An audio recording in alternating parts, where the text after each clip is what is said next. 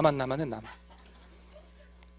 자, 223페이지로 223페이지에 왼쪽에 이제 222페이지가 허가 대상이잖아요. 원래 이제 요거는 껍데기고 또 자세한 게 좀 있어요. 이제 그거는 이제 차차하고 오른쪽에 허가 분류라는 말 나오죠. 너무 어렵다 제목이. 허가 예외라고 해서 허가 안 받는 거. 그러니까 이런 얘기예요. 여기에 해당하는 행위를 하는데도 원인이 여기 있다면 허가 안 받아도. 그래서 보면 다음에 해당하는 행위는 개발행위 허가를 받지 않고도 일을 할 수 있다. 1번만 재해복구, 재난수습을 위한 응급조치. 그러니까 예를 들어서 이 동네가 막 산사태, 지진 나가지고 복구를 해야 돼. 재해를 복구하려고 응급조치 행위로서 이걸 하는데도 미리미리 허가받으란 말이 안 되잖아요. 그럴 때는 허가받지 않고도. 재해복구나 재난수습이라는 단어가 앞으로 2번 더 나와요. 다른 법에서. 여러분 저 공법에서 재해복구나 재난수습을 위한 응급조치 나오면 허가받고 안 받고. 허가받고 하라는 건 말이 안 되는 거지. 이거는 언제 복구하라고. 자, 그 다음에 나머지는 필요 없으니까 한 장 넘어가면 다음 페이지에 224페이지 맨 위에 허가 불허가 처분이라고 날짜가 하나 나올 건데 볼게요. 특별시 등 시장운수는 개발행위 허가 신청에 대하여 특별한 사유가 없으면 자 며칠 10월 이내 허가나 불허가 처분해야 됩니다. 며칠 10월. 자, 이런 날짜 나중에 기억난다 안 난다? 안 난다. 입으로 떠들어서 나도 모르게 감을 잡아놓는 거지. 두뇌로 외우면 안 돼요. 이거는 이런 건 두뇌로 외우는 게 아니에요. 입으로 15일 내 허가나 불허가 처분한다더라. 우리 공법 앞으로 보면 14일, 15일, 30일 날짜 숱하게 나옵니다. 그런 거 절대 선명하게 기억해서 푸는 거 아니에요. 지문이 있다가 느낌이 이상할 때 틀린 거예요. 그 다음에 가로 5번에 조건부 허가라고 있나요? 이건 이제 이런 얘기예요. 여러분 막 새로 아파트 지어서 아파트 단지 조성해서 아파트 들어선 거 보면 어느 순간 도로가 뻥 확장된 거 있잖아요. 확장된다니까. 그 다음에 아파트 단지 안에 진입도로가 만들어져 있고 이런 허가를 하면서 허가권자가 야 너들 대형 건물 짓고 할 때 그래 좋다 허가를 해줄 텐데 너희들이 대형 건물 지으면 지금 현재 도로나 상하수도 이런 게 턱없이 부족하다. 기반시설을 너희들이 설치한다면 허가해줄게. 그 아파트 지을 때 지들이 설치하는 거예요. 재개발할 때 단지 안에 구역 안에 땅이 있을 거 아니에요. 그중에 도로 부지를 제공하고 도로를 뻥 확장해주고 그 다음에 아파트 짓는 거예요. 그래서 각종 기반시설 설치한다면 그 다음에 예를 들어 허가 받아가지고 건물 지으려면 얘네들처럼 땅을 파 들어갈 거 아니에요. 얘들 땅을 파 들어가거든. 지금 땅을 파 들어갈 때 인근 토지나 건물이 무너질 수 있잖아요. 조치를 취한다면이라고 조건부로 허가해 주는 거예요. 지금 여기 있다가 나중에 보면 알지만 쇠 화일 다 박아서 있어. 저 경계에 미리 화일 작업을 다 해서 안 무너지게 해놓고 공사를 해야 되는 거예요. 그래서 땅을 굴착할 때 인근 토지 건축물이 붕괴, 손괴 안 되도록 하라고. 그 다음에 토속 채취, 형질 변경할 때 여러분 아까 흙, 모래, 자갈, 바위 채취란 말 나왔죠. 바위 같은 걸 깨가지고 자갈로 쓰고 토속으로 쓰려면 폭약을 써야 되거든. 폭약을 써서 다이나마이트로 터뜨릴 텐데 그냥 하면 이 낙석이 막 수킬로 날아간단 말이에요. 낙석 등의 조치를 방지하는 조치를 하라고. 토수건반 차량 통행으로 인한 주변의 환경 오염되지 않도록 하고 산을 깎아내버리면 보기 싫으니까 조경, 나무 다 심어서 아닌 것처럼 하라고 조건부로 붙여요. 그래서 허가를 하면서도 각종 조건을 걸 수도 있다. 이걸 조건부 허가라고 그러는데 여기서 이런 의문을 가지는 거예요. 내가 산을 깎아내고 아파트 짓겠다고 산을 깎아내고 흙이나 모래 쓰려고 다 형질병 허가를 받았단 말이에요. 근데 허가를 받을 때는 내가 다 깎아내고 나무 다 심겠다고 오케이 하겠다고. 근데 나중에 중공검사하러 갔더니 중공검사할 때 나무 하나도 안 심고 도망간 거야. 그럴 수 있을까 없을까요? 그 조건을 이행 안 하고 도망가 버릴 수도 있잖아요. 그럴 때 대비해서 돈을 받아놔야 돼요. 그래서 이제 이행 보증금이라고 하는 건데 이제 그런 게 이제 시험용으로 좀 주의해야 되거든요.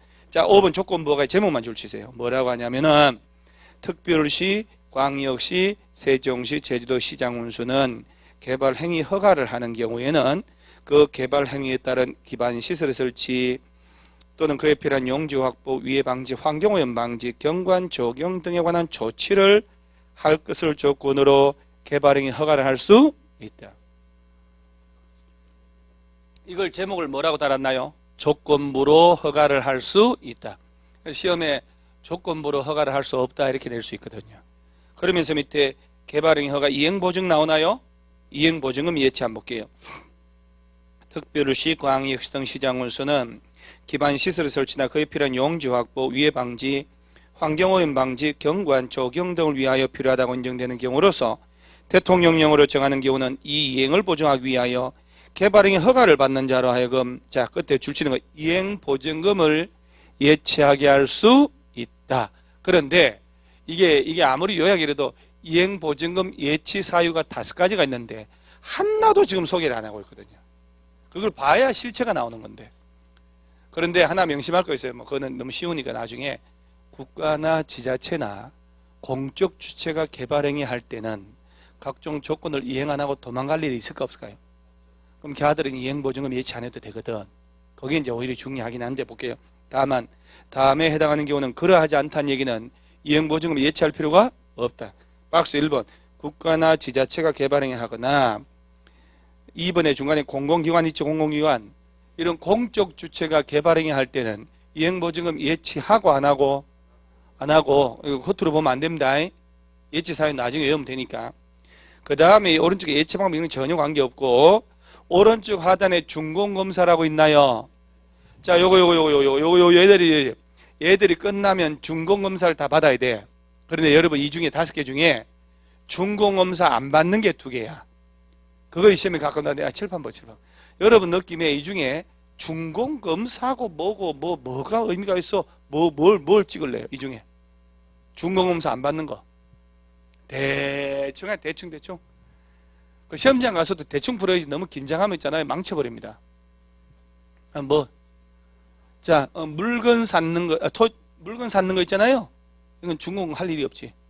토지 분할은 실제 가서 측량을 해가지고 이제 측량 값을 도면 위에 점 찍고 줄 쫙 끄면 분할이에요.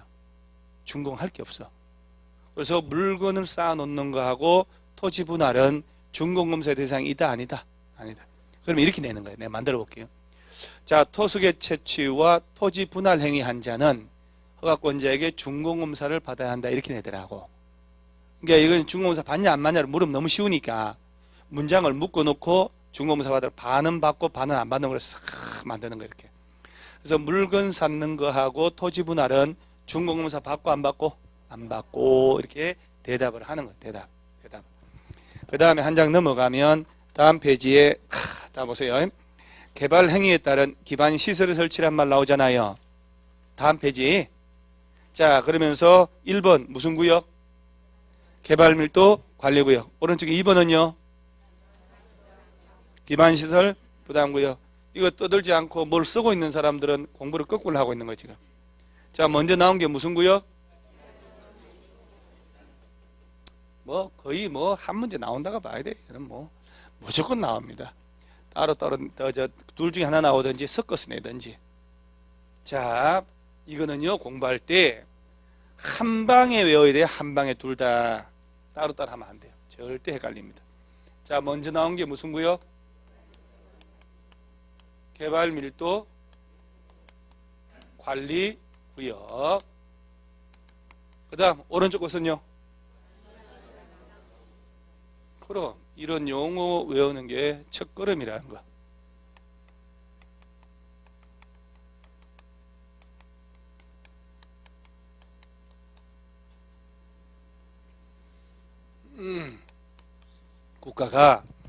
국가가 왜 이런 제도를 만들었을까를 고민을 하는 거예요.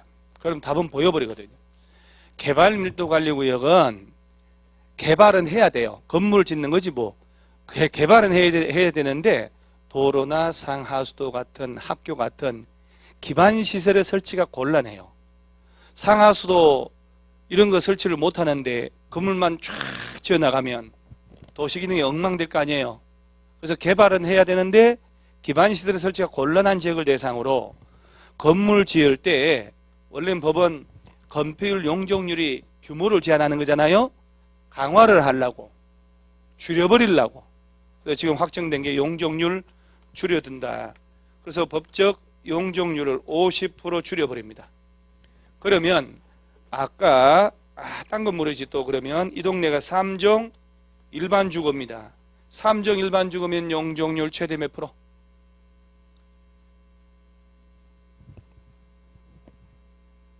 또 이런다. 자, 100, 150, 200, 250, 300 해줬는데도 갖다 붙이지를 못해. 전형이 2개, 일반이 3개 아닙니까? 그럼 3종 300. 3종 일반 300? 그럼 건폐율은? 50, 50, 60, 60, 50, 준주거 70, 준7이, 건7이. 그러면 3종 일반 주거적인 땅의 일부를 개발 밀도관리구역 지정하면 이 동네는요 150%가 돼버려요. 건물 짓는 총량이 반으로 줄어들어. 건물 짓는 총량이 확 줄어드니까 개발해도 시설을 설치하지 않더라도 도시가 돌아가는 거예요. 그래서 건물 지을 때 용적률을 반토막 내고 싶으면 뭘로 지정하라고? 개발 밀도관리. 그러니까 주로 주거지역, 상업지역, 공업지역을 대상으로 해. 왜? 녹지지역이나 도시지역 바깥은 줄어들 용적률이 없잖아요. 80%, 100%밖에 안 되니까. 그래서 주상공.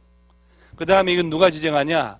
특별시장, 광역시장, 특별자치시, 특별자치도, 시장, 군수, 이 안에들이 해당 도시계획위원회의 심의를 거쳐서 지정하는 거예요. 이것만 외우면 돼요. 이것만.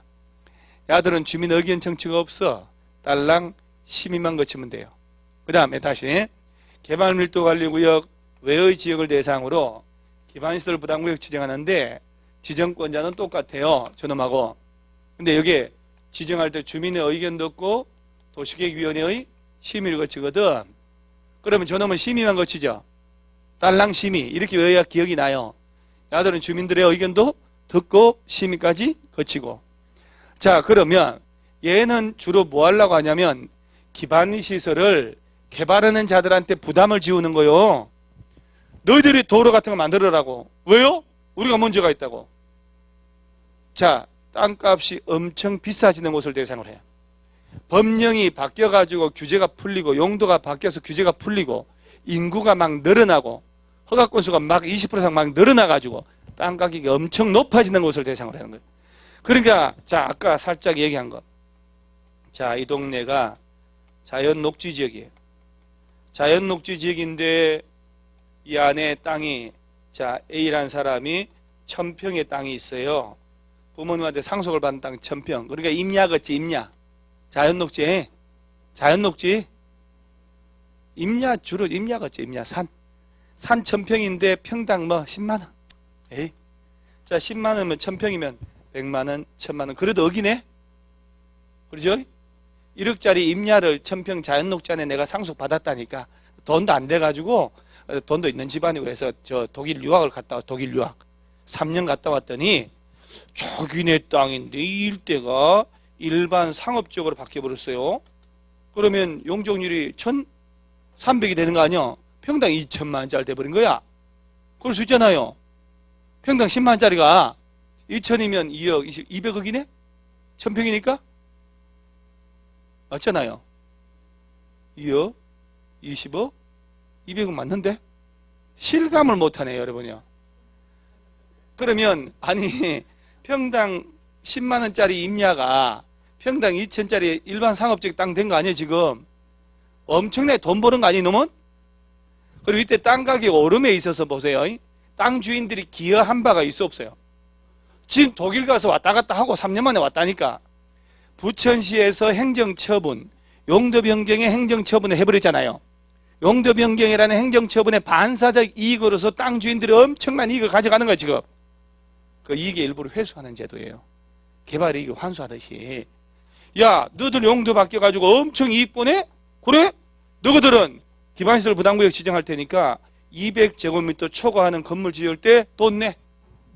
건물 크게 지을수록 돈 많이 내요. 그 돈으로 시설을 갖추려고 하는 거예요. 개발하는 자들한테 기반시설 설치하라고 부담을 지우는 게 바로 무슨 구역? 기반시설 부담구역. 용적률을 50%까지 줄여버리려 하면 개발밀도관리구역. 입으로 떠들어야 외워진다니까요. 이거 서로 두 개 다 중복될 수 있을까 없을까요? 왜 없는데요? 느낌이 안 좋아. 없어요. 이래놓고 왜 없대요? 느낌이 안 좋아. 아까 뭐라고 하냐면 기반시설 부담구역은 개발밀도관리구역 외의 지역을 대상으로 지정한다 그랬거든. 그러니까 두 개 중복되면 안 되지. 말이 안 되는 거예요. 야는 용적률 줄여버린다. 그 얘기는 땅값 뛰어요 떨어져요? 곡소리 나지. 이거는 야는 막 용도가 바뀌어가지고 막 땅값 난리 나는 거예요. 완전히 성격이 다르다니까요. 그래서 건물 지을 때 돈 내게 하는 거예요. 이거는. 자, 그러면 요 정도 알고 226페이지. 저 위에 이제 개발밀도관리 만화 바로 밑에 보면 1 지정권자 보세요. 특별시부터 줄 치세요. 특별시, 광역시, 세종시, 제주도 시장 운수는 주거 동그라미, 상업 동그라미, 공업 동그라미에서의 개발 행위로 인하여 기반시설의 처리, 공급, 수용 능력이 부족할 것이 예상되는 지역 중에 기반시설 설치가 곤란한 지역을 뭘로 지정?